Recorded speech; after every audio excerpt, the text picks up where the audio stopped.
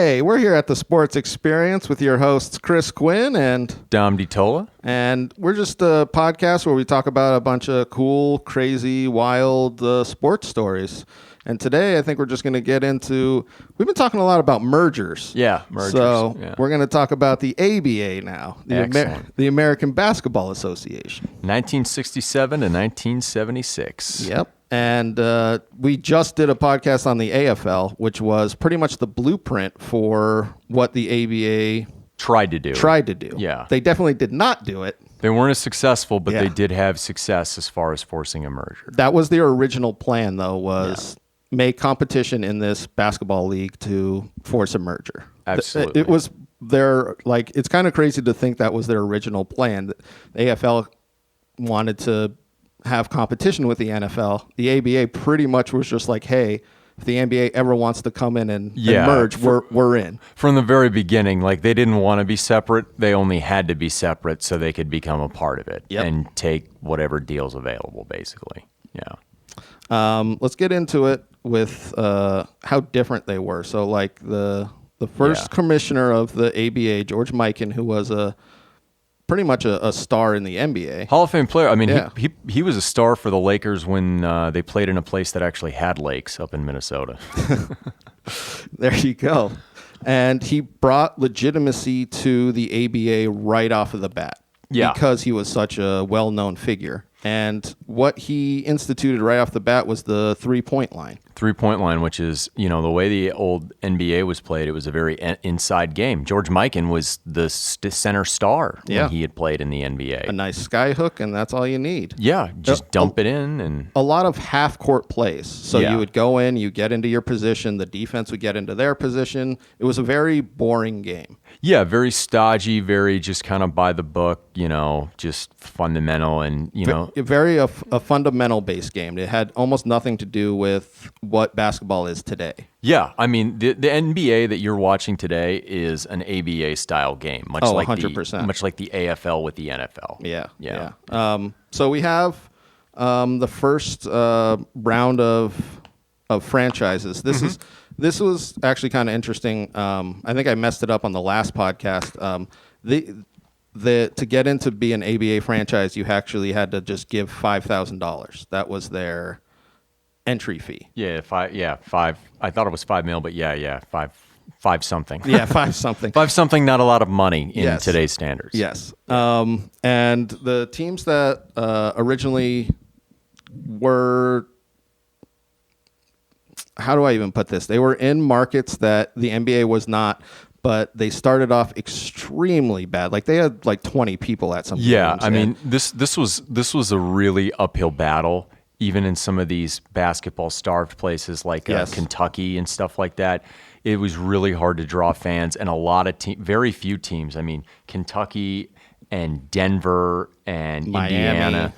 I mean, those are Kentucky, Denver, and Indiana are really the only teams that didn't have to move. Yes, because it was a lot of franchises folding or moving because of fan interest. It was actually kind of interesting. I think the first championship team had to move right after they won a championship. So I think it was the Oakland Oaks. They were the second one, but Pittsburgh was the first one. Oh, okay, and then the Pittsburgh Pipers, and then they became the Condors, and then they moved all sorts of different places. Yep. Yeah, I mean, and then I think they became the Pipers again, and then that was something about this league is franchises were opening and closing every single year. Yeah. There was no real continuity outside of those three franchises. And it was really a struggle outside of places like, Denver, Indiana, Kentucky, to just get people interested.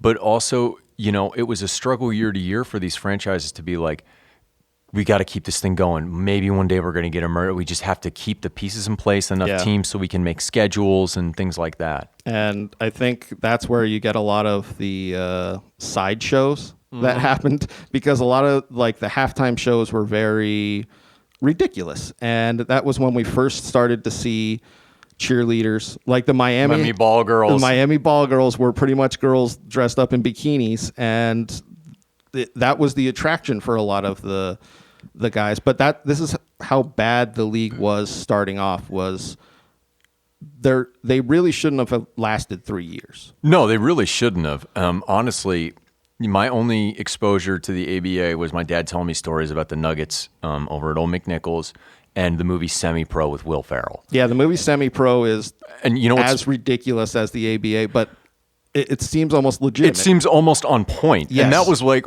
I before the research, I'm thinking like, okay, Semi-Pro's like a stupid but funny movie, and then I'm like, my God, they're like on point with some of this. I was going to say they almost like dumbed it down a little. They almost like took it back. Like they wouldn't even believe this. No, but I mean, I was thinking like, my God, Will Ferrell, way to go. Yeah.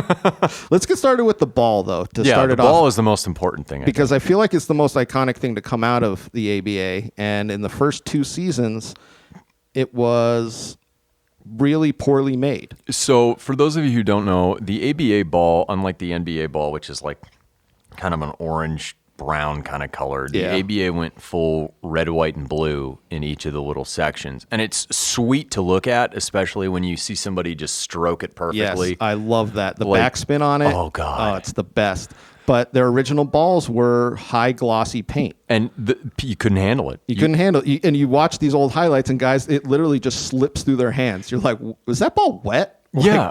It's bouncing, and the way that it hits the backboard and the rim and bounces. stuff, Yeah. it just like really hits that hit on it, and Yep. it just goes. And once they kind of figured out the ball in the 3rd season, I feel like that's kind of when you saw the ABA play start to come in. So you saw the attacking Yeah. the rim because of the 3-pointer. And honestly, a big reason why they couldn't get any quality big men in the league. Yes. So it was a lot of spreading it around, fast breaks, 3-point shooting, that type of thing. I found that interesting where nowadays every single team has a 7-footer. Every like college team has a 7-footer. Yeah. Now, back then it was hard to get someone 6'10", 6'9" to be your dominant, inside man because the NBA had all of them. Yeah, and I mean, you didn't have necessarily the financial advantages like the AFL had to kind of lure a lot of these guys away. Obviously, the ABA had some success, but not nearly to the same extent, so it was almost out of necessity. Like you watch what the Warriors did. Yes. When they were in their heyday. There's size. Obviously, the guys are big, but they're not just dumping it into the center and everybody's, one-on-one. The passing is beating the zone and you're really moving it, and guys can shoot. And guys can shoot. That's when I feel like a real, not a mid-range jumper, but a real, shooter takes precedent in these teams. Because before you would get, Kareem doing 35 points a game. And Wilt Chamberlain, you think he's going to step outside the arc? No Exactly. way. And then you start getting these shooters getting 20, 30 points a game, and it really changes the way defenses line up. Yeah. And this is the time I just want to add one thing where you didn't see zone. No. It was man on man. I mean, the illegal defense rule, I don't think went away in the NBA until like 2003. That was going to be my next, yeah. So you never saw zone. It was such a different game. Yeah, but it was fun. Like Yes. you watch it and then you're like, oh, I'm like watching 2020 basketball in 1973. Yes, exactly. It was they were so revolutionary in the way that not only the way the basketball was played, but everything they implemented. So Yeah. I think before the ABA, dunking wasn't so like you would dunk in the NBA, but you do it once or twice in a game, maybe. Yeah, and they had banned dunking in college basketball for a while. I think when Kareem was at UCLA, Yes, they they banned it. Yeah, they banned dunking. Yes, the pretty much what everybody wants to see from basketball. They decided, hey, we're gonna take a step back from that. I love it. Always makes me laugh. It's like the commissioner is like, look, you know how like you have fun watching these games and everything that makes it fun? I'm just going to take that away. Yeah, exactly. The play at the plate? Yeah, we're done with that. Dunking? We're done with that. Like, it's such an interesting take from, I don't know what their mindset is do they think that they're bringing more fairness to the game, or you know what I mean? I don't know what they were thinking with that type of nonsense, but I do know that the NBA, or the ABA, I should say, if you want people to come to your game, you have to have guys that can do the things that people want to see. Yes. Yeah. They have to be doing things that the NBA players aren't doing. Exactly, and that's kind of what they ended up doing. Yeah. Well, I think the ABA had a huge problem, like you were saying, financially. They couldn't give the contracts to dwarf the NBA contracts. So they had to get creative. Exactly. And I think one of the most important signings in basketball history is Spencer Haywood. Yep. And I want to say they signed him as a sophomore. Yeah, he was after he finished his sophomore year. After he finished his sophomore year, yeah. And so before then, you couldn't sign players, or I don't even know if there was a rule. It was almost like an eligibility rule. Yeah. I mean, they basically what happened was Spencer Haywood, came from a very poor background, and his family didn't have money, but he still got to play 2 more years collegiately so he can go to the NBA. Yeah. And to their credit, the ABA, what they did was, and this is what the USFL ended up doing later, which forced the change in the NFL. They were signing underclassmen. Yeah, they said, hey, you can come play for us professionally and make money now, which he was like, okay, and this is why I hate college sports in that sense where it forces athletes to make that choice. Yeah. Where they should be at least making some kind of money from the revenue they generate. But that's a different discussion where I would go on a Dennis Miller rant for days. Oh, I bet. But the Haywood rule is in effect now. The one and done rule is what it's called pretty much. But it's something that had such an impact on basketball that you still reference it today. Well, yeah, not only that, you later had Moses Malone play professionally out of high school. The ABA went after him. Yeah, and because he was that good. Yeah, he was that good. I mean, you don't see that a lot, but Moses Malone's in the Hall of Fame, a great player. Yeah. But that's the thing that put the fear in the NBA was the ABA was disregarding this eligibility rule, and they were saying, hey, if you want to come play professionally, we don't care how many years you have in college. Yeah, and another smart thing that the owners did was they would have their drafts set up a little bit differently than other leagues.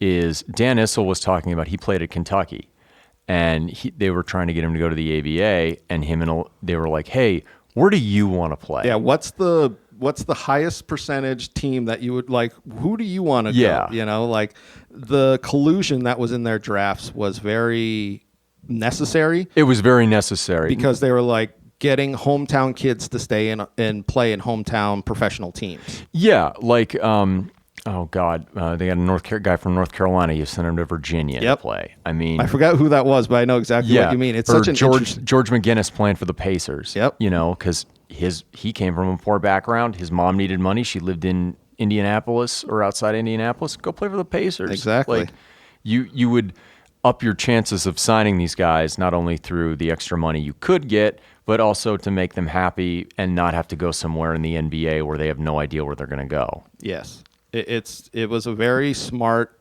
take by the NBA where nowadays players will go all over the country. It wouldn't even be a question. But back in the day, it was like, I don't want to leave home.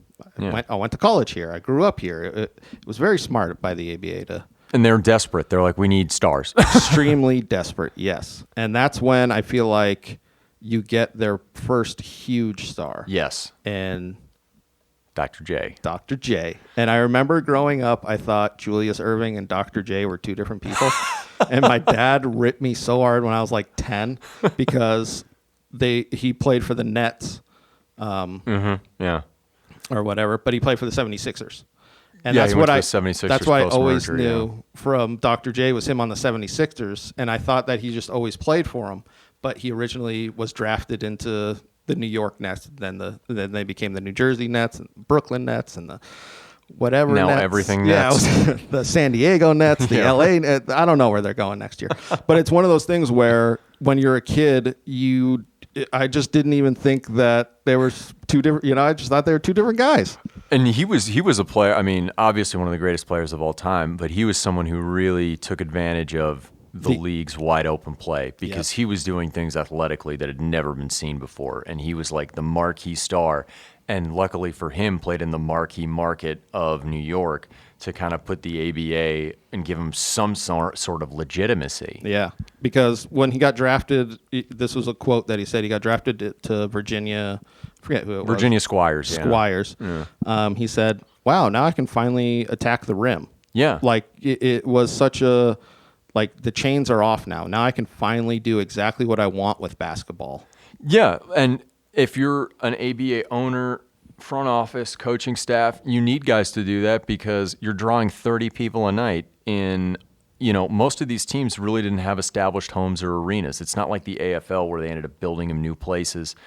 The only teams that really merged were the teams that built new stadiums and could stay in one place and didn't have to worry about moving or anything. A lot of these teams played their home games in 2 or 3 different places throughout the season. Like they would play some games in a high school gym, and then they would play like in their real arena that they, It was like the beginnings of the AFL only for the entirety. In perpetuity, basically. It's like the first 3 seasons in the AFL, but they were trying to keep that ship going the whole time, which is kind of ridiculous to think that they kept afloat because of how many just franchise overturn, just how big the franchise overturn was. Yeah, I think for me, what I had gathered from researching this is they got by doing things a different way and getting just enough stars to keep it interesting. And they had a couple of markets that were big: Indiana, Denver, Kentucky.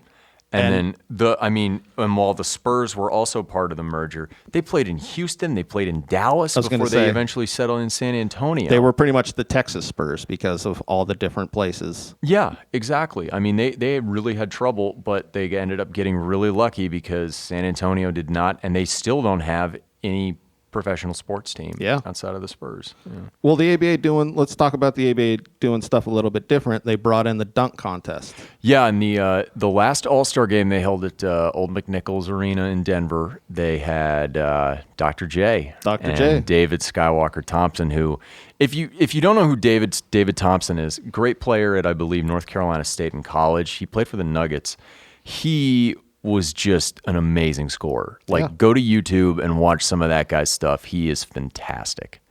Yeah, and that's when you see the art of the dunk come out. Oh, totally. They're doing this stuff mid-game, but then you start to see, Julius jump from the foul line. And it's so cool. It's just all these things that are pretty much like prototypes of what NBA is now. The creativity is the most important part. Yes. And they really had... They were really backed into a corner. They had no other choice other than to let their players be as creative as they wanted to, whether it was their style of play, whether it was, the style big off afros. The court. Facial hair, everything. Well, that's what they said. They were pretty much free. There wasn't these franchises that had these storied histories where they were like, hey, you really need to clean it up. It was more like, hey, we don't know if we're going to pay you this week. Yeah, by the way, Red Auerbach is an effing dick. Let me just say that. The Boston Celtics coach, GM, whatever, ripping on the ABA and wanting to stifle creativity. Shove it up your ass. The only reason you won is because of Bill Russell, you douchebag. The only thing, he was the biggest douche throughout this whole story, but the only thing was he was so correct in being like, why would we merge? Yeah, exactly. He was totally right. I mean, just very dickish in the way that he discussed the ABA and their players. I felt like he was kind of anti-black in that era, and I don't know if that's necessarily true, but he was definitely like, I don't know about these flashy guys running up and down. That's kind of his take on it. Was it needed to be a half-court game, and he wanted the Bill Russell seen not heard and having to take all of the awful things from Boston's racist sports fan base. That's what he wanted. Exactly. But he was right. They should not have merged. That was one thing that I took away from this was the merger was not in the NBA's best interest. No, and that's why, unlike the NFL and AFL, they only took the teams in markets where A, people cared, B, there were enough people, and C, the teams were really good. Like the Pacers were pretty much the team of the ABA, winning 3 of the 9 titles. I mean, 3 of the 9, and I think they did 5 of the last 6 championships. Like they were definitely in a ton of championships and had a great team. Yeah, always in the hunt with great players. Yeah. Honestly. Hey, everybody. Just want to take a quick break to let you know that our Sports Experience podcast is brought to you by Engle Studio here, and they're here in Tucson for all your recording needs. But I want to talk about the way that the merger, how do I even put this? I lost my train of thought. The way the merger was kind of it was almost a death sentence for the rest of the league that No, didn't make it? Yeah, or? the way the merger reverberated through the rest of the league that didn't make it. So Yeah. it happened.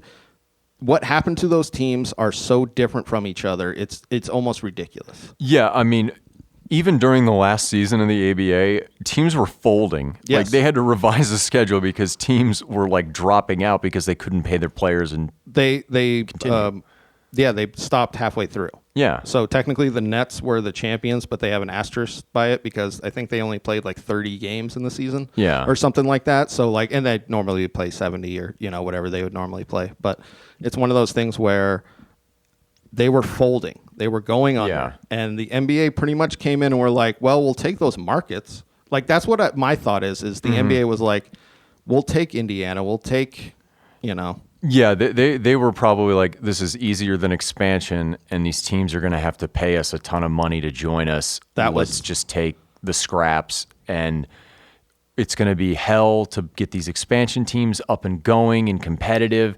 And they could almost control these teams. Like what happened with the Nets, I think is something that has to be mentioned. Was they were the New York Nets, and then they were brought in through the merger and were pretty much forced to become the New Jersey Nets. So they were forced to move out of New York. Yeah.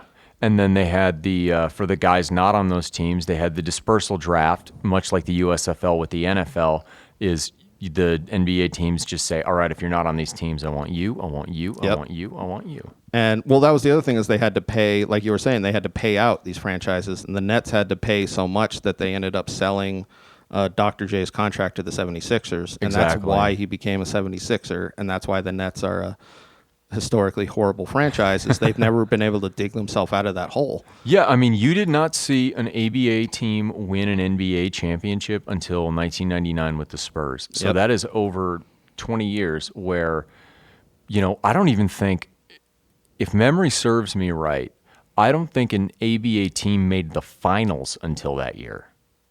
I think you're right because the Pacers never made the... Pacers were the year after where they lost to the Lakers, but that's it. And then Nuggets never made it. They made a big deal about it. I actually enjoyed it. In 2003, the Spurs and the Nets were in the finals, and everyone was like super geeked for that because it was like this is the first time two ABA teams have played each other. Like it's a non-NBA finals almost. Yeah. Let's talk about, and this is probably my favorite story of the merger, is the Spirit of St. Louis. Oh, God. Yes, please. They were a newer franchise. I think they were around... Well, no, they had started in... they were one of those regional teams in Carolina. They had played in a whole bunch of different cities, didn't really get off the ground, and then they moved to St. Louis. Yep, and became the Spirit of St. Louis. And when the merger happened, they were one of the teams that didn't go. So Spirit of St. Louis, Kentucky... Colonels, one other. I think Virginia was the other one. Virginia Squires. And the Virginia Squires were the three teams that didn't end up going to the NBA. And Kentucky and Virginia got small buyouts. Yes, small buyouts. The Colonels, their buyout, though, led to their owner buying the Buffalo Braves of the NBA, which later moved and became the San Diego and now Los Angeles Clippers. I don't know if that was the deal. You know what I mean? Where it was like, we'll give you this much, and then you can immediately go and buy this team. Yeah, I don't think it was. I think their owner was just like, all right, I got this extra dough. Let's make it happen. Yeah, exactly. Yeah. Like, I'm closing this franchise, but I'll buy that one. And they were like, okay. And that was a shame for Kentucky, though, because the ABA was around for 9 seasons. They had winning records in 8. They won a title. They had Artis Gilmore, who's a great big man on their team. Dan Issel, a very loyal and basketball-hungry fan base. It's just you're not going to be able to support a team, and I think Louisville is where they had played. Yeah. So just very unfortunate for them. But the Spirits, though, with Bob Costas doing play-by-play for them, they really got the best end of the deal, even over any of the teams that made it, in my opinion. I was going to say, their owners. As far as the revenue that they generated has to be one of the greatest deals ever. Yeah. They got a cut of the TV revenue of all the teams who had merged in perpetuity. All 4 teams. And I don't know how much they got, maybe like 10% or something, but... By 2014, it was $300 million. Yes, it generated $300 million. Yeah. And I think in 2015, they got a new TV contract going. And that's when they came in and were like, we cannot pay you out anymore.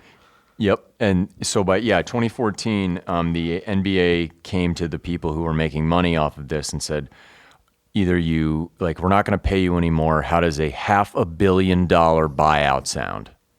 Let me say that again, $500 million. Let me put this in perspective, though, because I bet they could have generated that over like 20 years for not going through this deal. You know what I mean? That's how much money the NBA makes with their worldwide. I mean, I think they're the biggest American sports export right now, with them getting into China and all that. Oh, absolutely. So like their TV revenue has to be ridiculous. So $500 million doesn't. I mean, it's insane, but to be that smart to say like, exactly. Okay, we'll fold up shop, but how about we just take a little slice? And it's almost like George Lucas getting all the licensing rights for Star Wars. Exactly. Like instead of Fox. It's one of those things where you can see some of these people could really see the writing on the wall, where the TV deal wasn't shit then, but man, was it going to be something. Well, and this kind of reminds me of the Magic Johnson episode we did, is because at that time, the NBA, even though it was like the league, this is still like the mid to late 70s. It is not popular. No, they still had fights. The Chicago Bulls were being out. There was bigger attendance for an indoor soccer team. Yeah. I mean, it hadn't reached that popularity. No. And, for the people on the Spirits to be like, hey, how about you just give us a cut of the TV revenue? I don't know where this is going. Exactly. It was just like, you know what? If this is going to go down, we'll just take the revenue and you guys can just do with whatever you want. It's such a great move. I love it. Oh, very smart. Bob Costas, though, what a interesting reporter he turned out to be. Yeah, no, I mean, shoot, he did NBA on NBC for forever. Yep.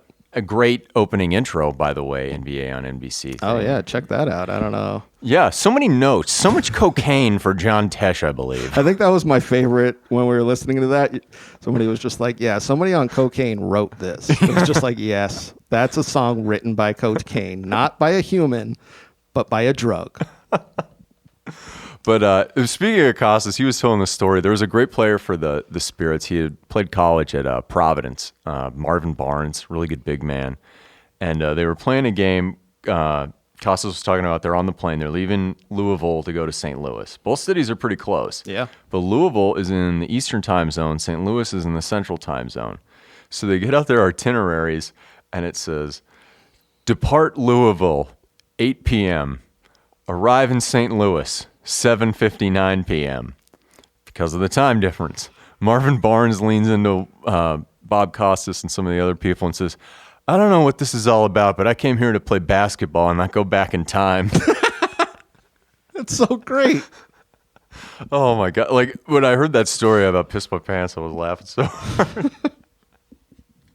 I love it. But yeah, the Spirits were a team. I mean, then they ended up lasting because they had guys like Barnes and a lot of really younger, talented players. They just like weren't like as good of a team as like Indiana and things like that. But they were a very fun team to watch. And they were definitely on the upswing. Yeah, where some of these other teams were kind of on the downswing. So it's interesting that they ended up not merging. Because St. Louis actually probably had a pretty good, that's probably a pretty good market for a team. For basketball, yeah. So it's hard to, some of these other, Kentucky, you can see why they didn't merge but.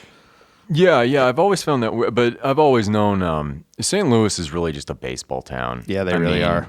You have the Cardinals, and then, the Blues just won the Cup last year after 50 years of just, choking it away. But, it is a baseball town, and it is unfortunate, though, for the fact they couldn't keep going, but I'm sure nobody would trade $800 million.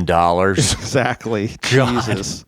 The revenue they made. I love the name, too, Spirit of St. Louis. You don't have those names of something, you know what I mean? Oh, yeah, no. Some of the names I was looking at, like, that I absolutely love. Anaheim Amigos. I love that. San Diego Conquistadors.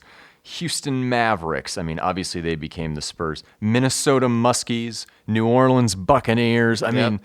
Good on you, ABA. Yeah, ABA definitely had some great teams and some great players that came out, Dr. J and all of the, and really revolutionized the way basketball was played. Oh, yeah. Larry Brown, famous coach, only head coach ever to win an NCAA and an NBA title. He was a point guard in the league. Yeah, he actually got players to come and play.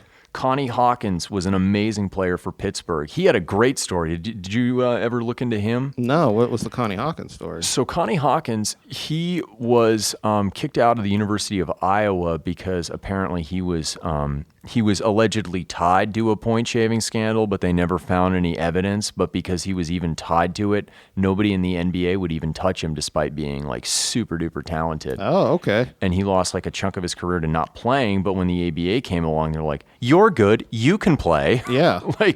And he was a huge reason why the team in Pittsburgh was so successful, at least on the court. First championship. Mm-hmm. Yeah. Mm-hmm. Connie Hawkins. That's interesting because that was a big controversy back then, was point shaving in NCAA, and that's why NBA really were trying to distance themselves from players like that. Yeah. But the ABA, I mean, if you could play, you found a home. Yeah. And it was probably more out of necessity than anything else. But, if you could play and you could come in and, get people at the box office, I mean, yeah. They did, originally, they did one of those Philadelphia Eagles style tryouts for all their teams. And they were like, oh my God, it was so bad.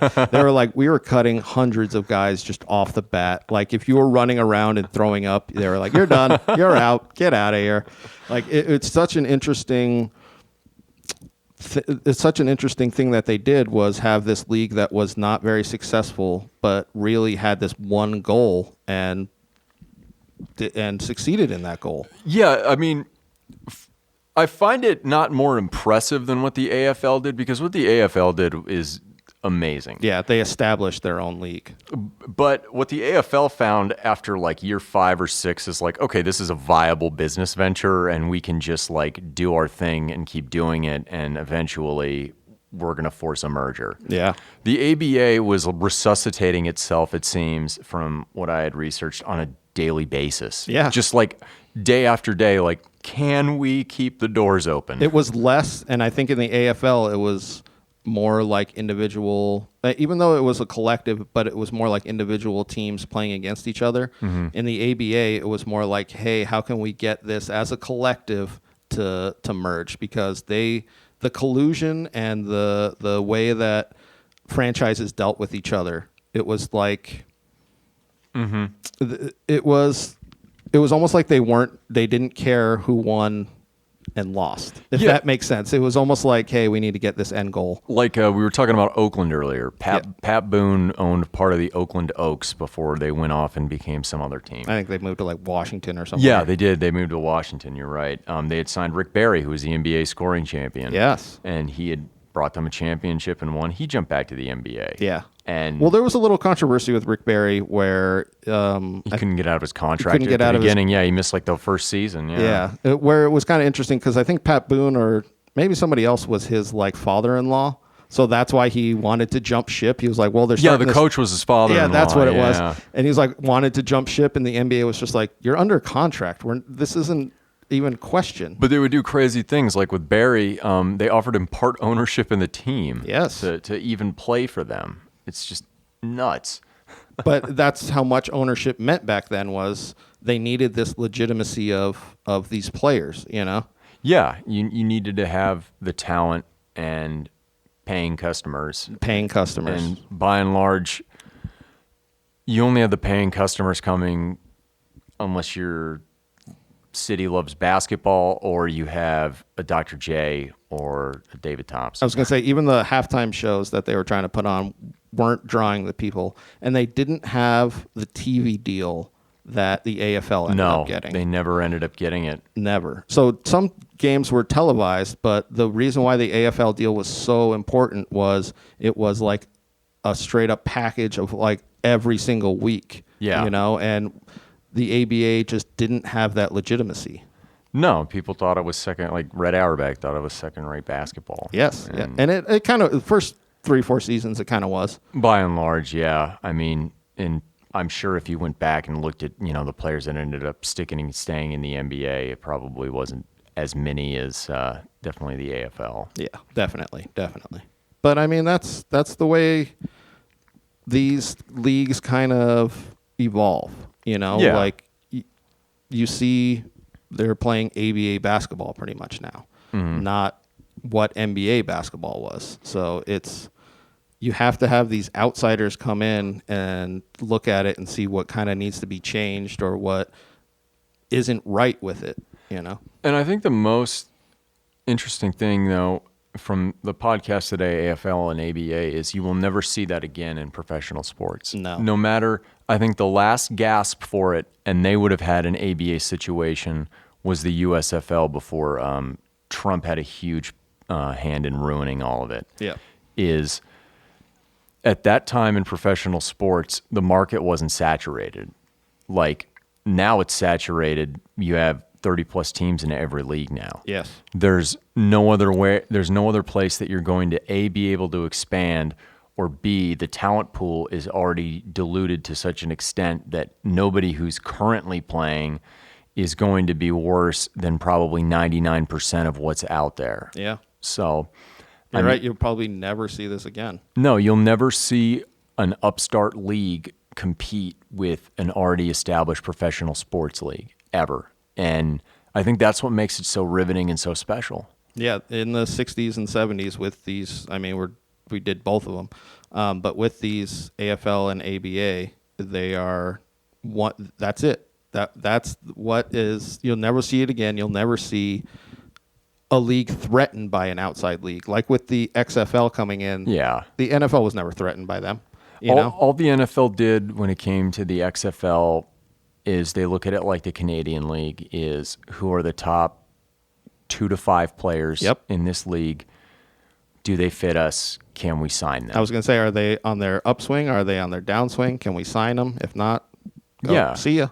Yeah, like they're no threat. They're no threat to the box office. They're no threat to innovating anything. Yeah. I mean, the only things I will give the XFL credit in the first installment, what they did is they were very innovative in how the games were broadcast as far as camera work. Yes. Because the NFL you watch now on TV, not the style of play, but the NFL that you watch as far as like the production Sky value. Cam. Yeah, the production value, which makes sense because it's wrestling. But I mean, that was what they innovated, not like the ABA or the AFL. Yeah, they definitely, the production value and the way that it was presented was like the hardcore NFL. I remember that. Oh, man, I remember that too. I was so stoked. And Me then too. It's like, oh. The plays are not good.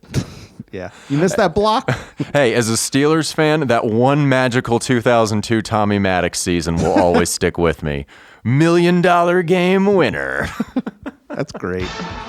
Hey, everybody. Thanks for listening to that podcast. This is just a stock message at the end of all of our podcasts, so we hope you enjoy. You listen to whatever athlete that was. Give us a follow at the Sports Experience Podcast on Instagram. Also, myself at Quinn Comedy on Instagram. Also, DiTolla Dominic on Instagram. Just follow us all around. If you have any suggestions for any athletes you want us to do, shoot us an email at thesportsexperiencepodcast@gmail.com. And we always are recording right here at Engle Studio. Thank you all very much.